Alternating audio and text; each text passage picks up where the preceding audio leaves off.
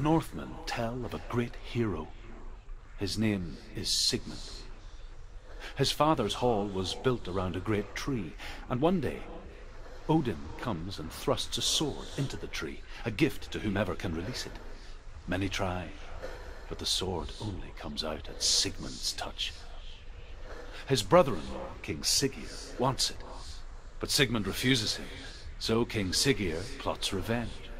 He invites Sigmund and his brothers to a feast, but when they arrive, they are met with an army, not a warm welcome. King Siggeir captures Sigmund and his brothers, steals his coveted sword, and readies them for execution.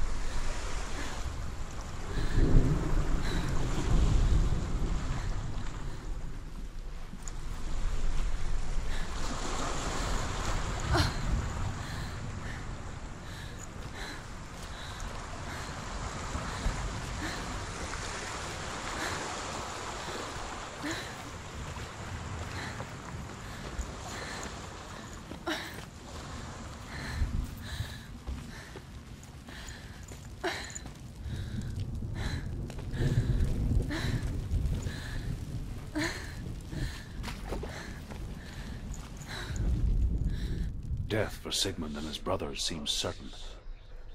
But the king's wife is Sigmund's sister, and she begs for mercy and implores the king to chain them up instead. He agrees. Not for mercy, though, but because he plans an even more cruel and lingering death. Chained to a tree in the forest that night, a she-wolf comes and devours one of Sigmund's brothers.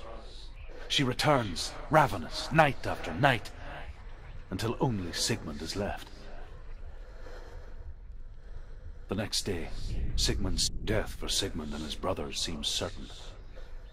But the king's wife is Sigmund's sister, and she begs for mercy and implores the king to chain them up instead. He agrees. Not for mercy, though, but because he plans an even more cruel and lingering death. Chained to a tree in the forest that night, a she-wolf comes and devours one of Sigmund's brothers. She returns, ravenous, night after night, until only Sigmund is left. The next day, Sigmund's sister sends a servant with honey to smear on Sigmund's face. But to what end? Well, that night, when the she-wolf appears again, you'll never guess what happens.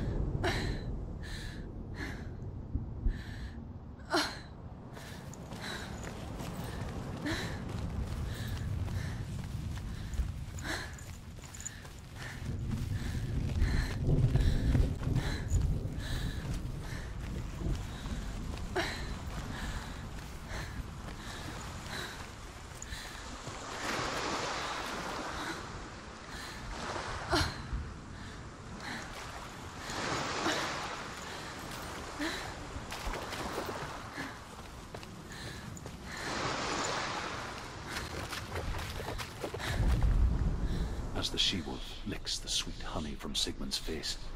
He bites the wolf's tongue. The she-wolf pulls away, but Sigmund holds on. The chains break, and he is free. After his escape, Sigmund lives like us, hidden in the forest. His enemy, King Siggeir, believing him dead, as his sister plots revenge. And for vengeance to succeed, even the great Sigmund needs help. So she sends her sons to him. But their blood is weak and corrupted, and they're put to death by Sigmund. So his sister hatches a new plan, one that is cold of heart and pure of blood.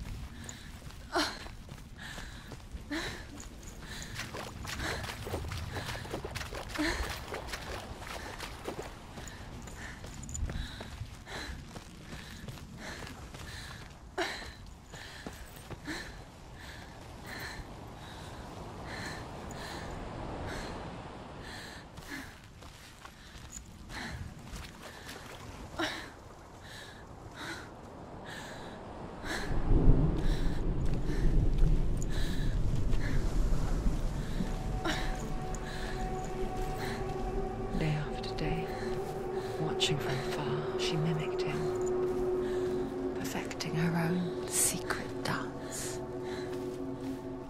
wishing those fleeting moments of light would stretch out to last forever.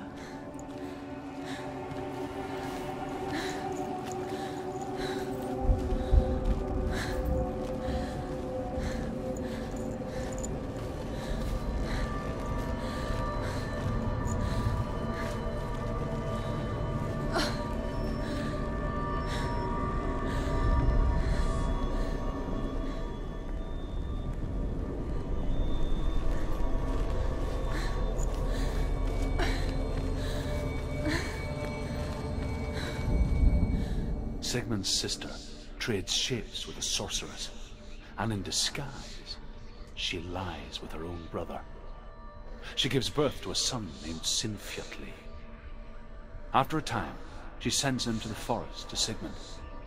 He tests the boy and finds him strong and fearless, and so they go to take their vengeance on King Siggeir. But luck is not on their side. They're captured, and Siggeir has them buried alive.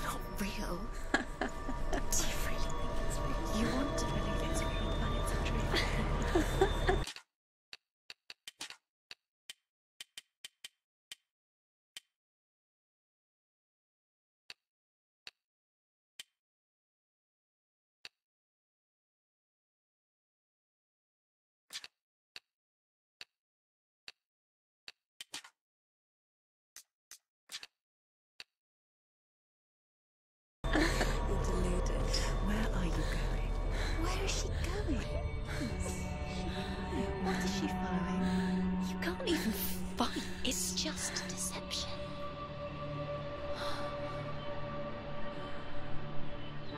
How does he so effortlessly court the world and bliss? If only she could do the same. See the world through eyes anew. And dance with it, just like he does.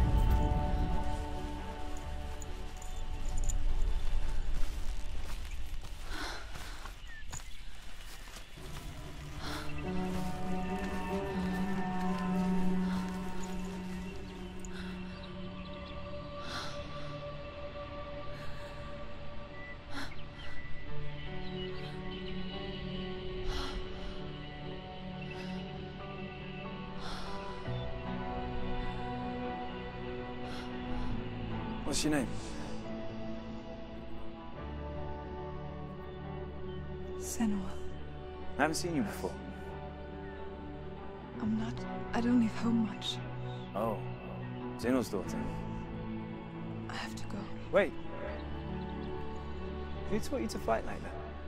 No one. No one? Well, I watched you, and... You learnt all of that from watching me? You should become a warrior, you know. Me? I'm Dillian. I'm here for the warrior trials. Come and watch. And bring your sword. You can't put it into words. That moment when you look into the eyes of the one who is supposed to reassure you, make you feel safe. It only takes an instant. Fear swallows you before you have a chance to make sense of it. And darkness becomes a part of who you are. You killed him. But her world changed the day the Northmen took him from her. Senua knows that there's no going back to how things were. That there's nothing to go back to at all. Stay still, stay quiet, hide, don't tell her. Their gods can see into your mind. They will use this power to destroy you. They won't stop me. I can still feel him. Whatever's left of him, they will never let him go. I'm not gonna let him rot here! You're the one rotting here. Leave me alone. You will die here. No! And all your suffering will have been for nothing. Shut up!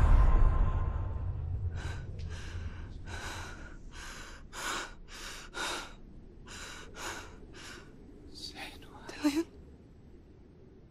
Is that you?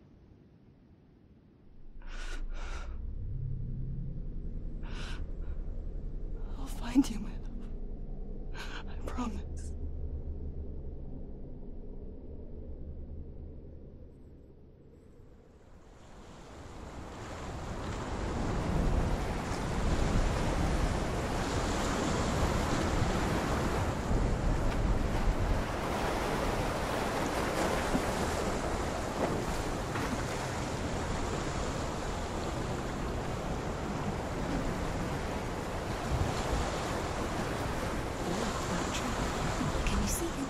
want to believe it. Is It's he not there? real.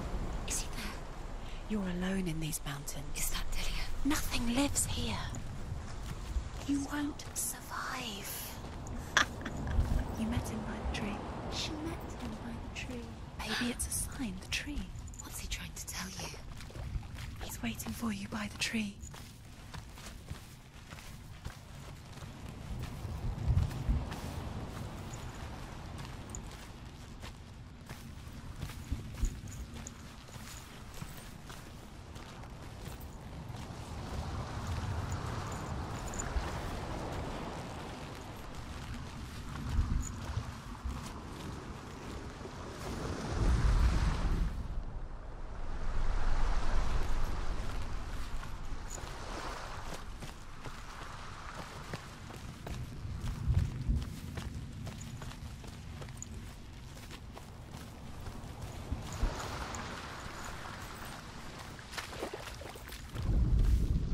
As Sigmund and Sinfjotli are being buried alive, Sigmund's sister throws an armful of straw into the grave mound.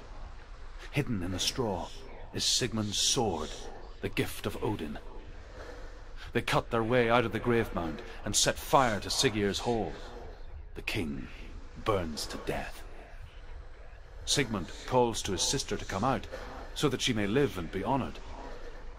She does come out, but only to tell him the truth. That she had slept with him, her brother, to beget a strong avenger. I am not fit to live, she says, and walks back into the fire. Strike vengeance from your heart, Senua, as there is always a heavy price to pay.